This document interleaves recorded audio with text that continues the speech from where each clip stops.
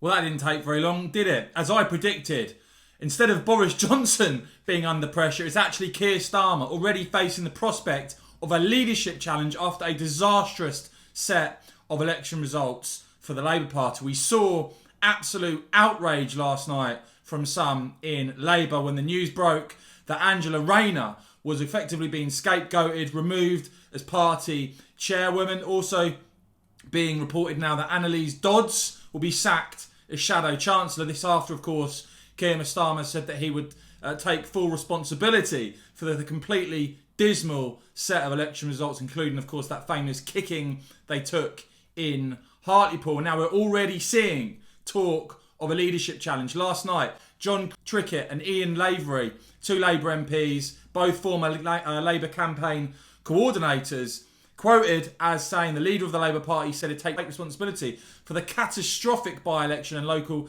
election results this week. And yet another departure from his promises. He sacked a northern working class woman and tried to pin the blame on her.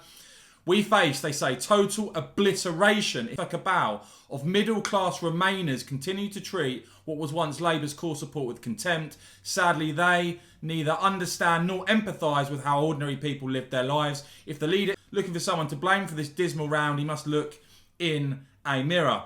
I'll just remind you, that's Labour MPs talking about the leadership of their party. And it's now being reported that John Trickett also saying that constituency Labour parties are talking about votes of no confidence. John Trickett himself tweeting today, I don't think we should rule out a leadership challenge, and that when there was a Labour candidate distanced from Keir Starmer, they performed much better.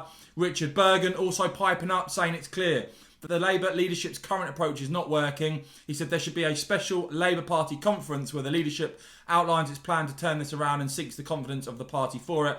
As Dan Hodges notes of that tweet, they're moving. Again, after a disastrous set of elections, as I highlighted, as I basically predicted on my channel, you are now going to see Keir Starmer, the huge pressure from Corbynista MPs who will argue that the party has gone backwards since Jeremy Corbyn's Labour Party in 2019 got obliterated at the general election. I want to know from you, do you think there will be a leadership challenge soon to Keir Starmer?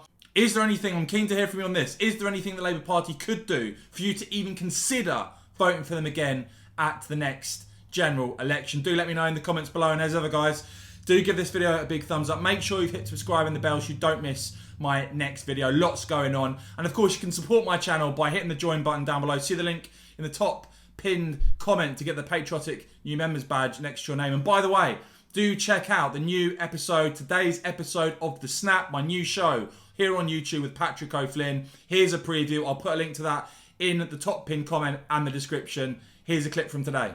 That overall, when you look in the round at this set of elections, if you look at the Conservatives' phenomenal performance, what I think you're now looking at is a new electoral coalition that has come out of and continued after Brexit.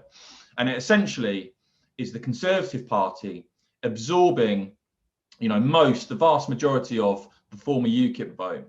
On top of that, you've got Labour, Leave voters, Labour, Brexiteers in traditional Labour areas like Hartlepool, now voting Conservative.